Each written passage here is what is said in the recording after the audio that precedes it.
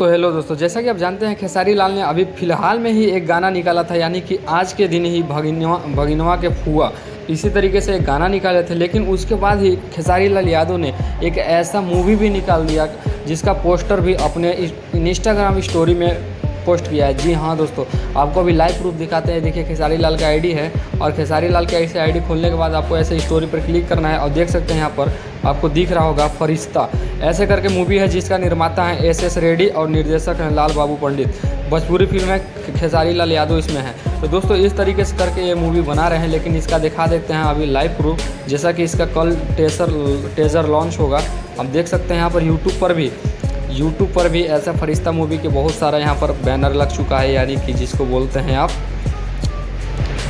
Image, यानी कि जिसको थंबनेल भी बोलते हैं। इस तरीके से करके आ गया है। और अभी आपको दिखा दें, इसी बीच अरविंद अकेला, कल्लू और पवन सिंह और